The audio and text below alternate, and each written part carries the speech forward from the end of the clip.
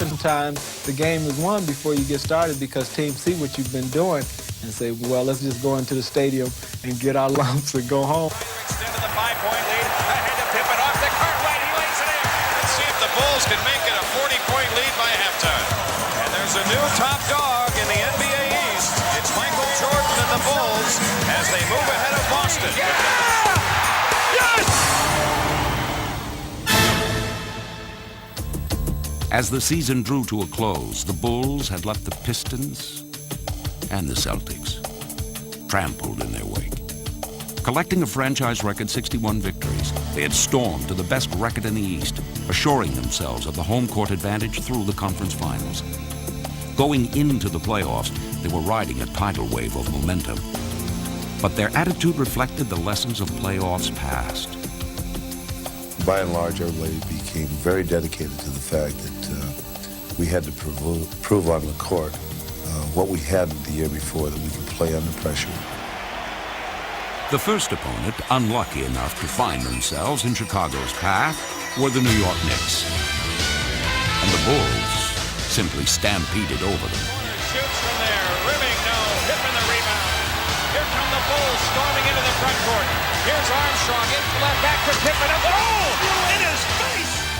You make one mistake and boom, we're off. We're up the floor dunking the basketball. The Bulls would never let the flustered Knicks into the series as they overwhelmed them in 3 games. Pippen, a facial. Jordan trying to shake off Starks. Oh, please, let's see that again. 100 times. In sweeping past the Knicks, the Bulls had put on a classic Chicago jam session. But against their next opponent, the Philadelphia 76ers, they would unveil a lesser-known part of their arsenal, their defense. That's going to be the difference in the ballgame. We're going to need to squeeze that ball out of their hands open. And from the outset, the Bulls suffocated the Sixers with a swarm of defensive pressure.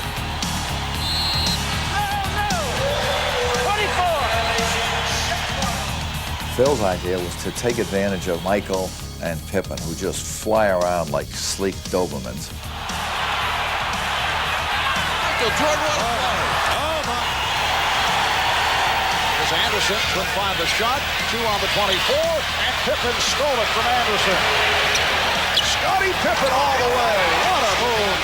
We rely on our defense to create offense for us, get steals, get easy run-outs, dunks. Left side, Hodges, a steal, tipped it loose to Pippen. Scottie ahead to Armstrong. Back to Pippen for the jam. As the series wore on, Philadelphia began to crumble beneath the Bulls' relentless onslaught. We felt that in the process of putting that kind of pressure on the team that we physically felt them weaken.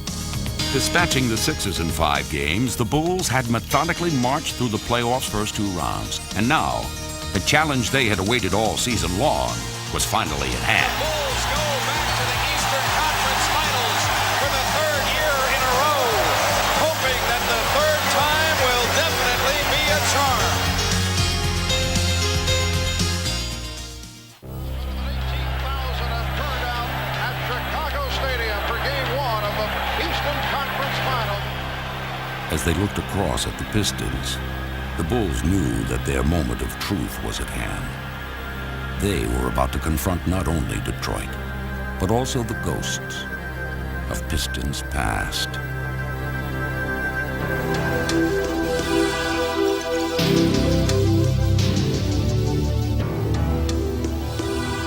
Here come the Pistons. Look at the block by Rodman. The Bulls throw it away. The Pistons have now a return trip ticket to the Eastern Conference Finals. This is a team that we didn't like, and they were at a point where we were trying to get. So it was tough to swallow. Again,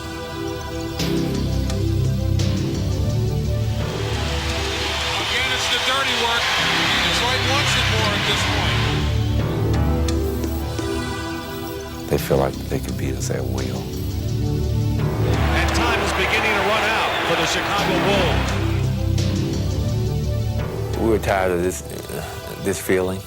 You know, I still remember the pain. And the Pistons are under a minute from getting to the NBA Finals for the second straight year. We were in total despair. They had done it to us again. They had beaten us. The winner of this game plays Portland for the NBA title. Michael's not doing it today. You ain't gonna do it today. Robert, and the Pistons want to make Jordan pay. They do the little things that frustrate us. And the Bulls overreact, and Pippen lost his cool for a moment. We fell apart, and the pressure that we had on us came to play. Chicago Bulls continue to frustrate themselves and their fans. 3, 2, 1, it's over.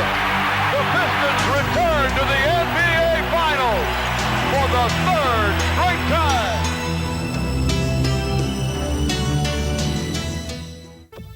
For the Bulls, the playoffs have yet to begin. They do start today. As a unit, we knew that this year we were going to have to get by Detroit. I mean, we could make no more excuses.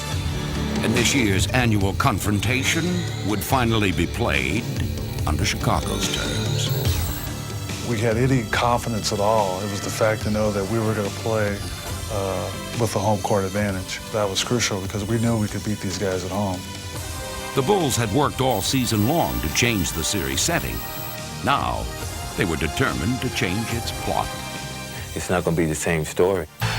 Boldly revising the script, Chicago fearlessly took aim at the heart of the Pistons' defense. Jordan with Dumars, takes him into the lane, hands it off to Horace Grant, inside, he lays it in. Jordan putting the move on Dumars. The Bulls on fire. Detroit sounded the alarm and called upon their bench to match fire with fire. Wiley shoots under pressure, good. Everybody's saying the bench is better than ours. They're rougher than you guys. They're more aggressive. You guys don't want to tangle with these guys. These guys are going to lose just like you did before. When it came down to play them, the bench, we took it all upon ourselves. We said, look here, we have to go out there and show it to them. Rising to the occasion, the Bulls' bench would make their message clear. Oh, what a pass. Livingston from Armstrong.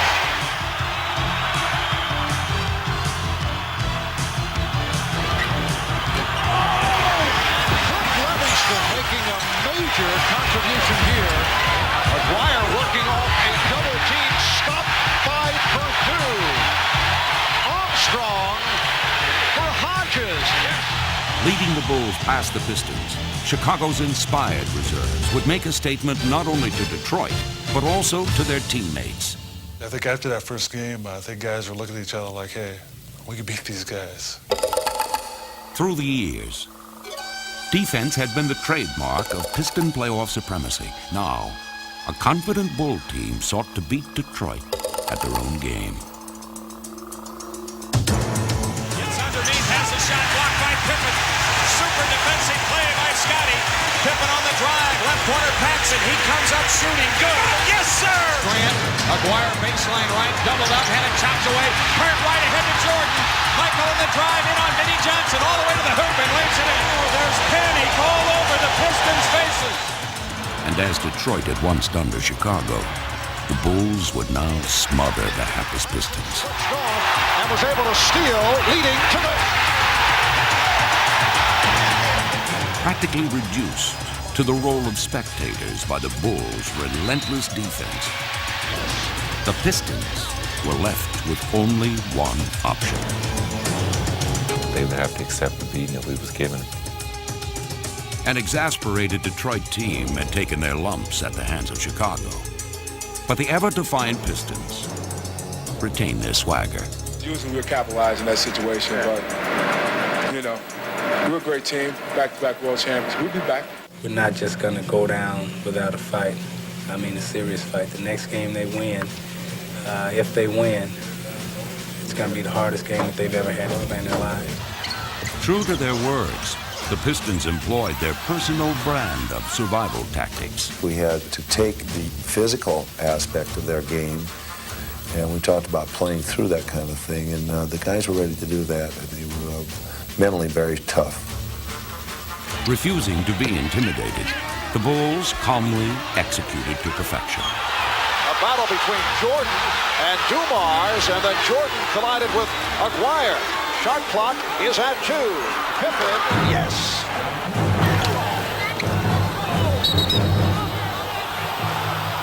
I got hit with the elbow, and I went down a little bit, and I got up and I was angry. And Michael came over and he said to me, relax. He says, don't worry about it, and don't let them see you hurt. If they see you hurt, they're gonna come after you more and more. So just smile and walk away, because it was all out of frustration. Wire switching off on Pippen.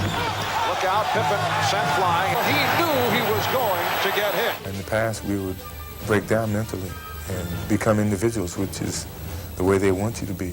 But as a unit, when everybody's contributing, we were very strong, and we were able to overpower them.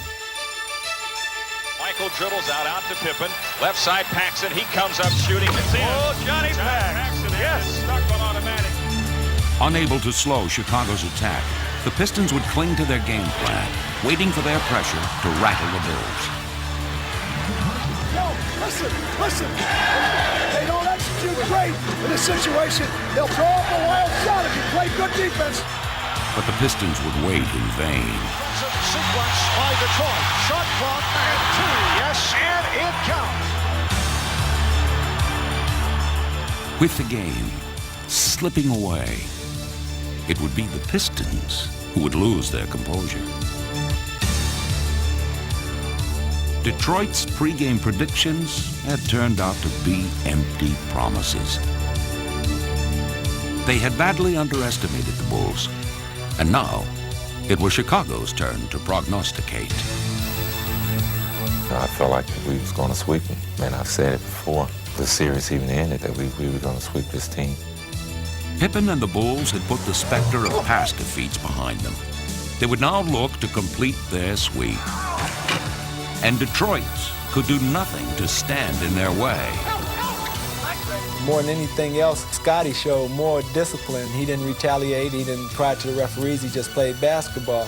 And I think that showed them that they couldn't intimidate us. And after they couldn't intimidate us, I think they felt like we were a better ball club. Get him! Right here, bang you! We knew we were in the driver's seat when they were reacting out of frustration. Totally dominating the Pistons, the Bulls reveled in their long-awaited vindication. It was a great feeling for these players to know that they had such control and such domination of a team which had put us through so many grinding times together. Who would have thought sweep? I was always very confident that we could beat this team. And I felt this year when we faced them, we were ready. We believed in ourselves. We believed in the system that we've been under for the last couple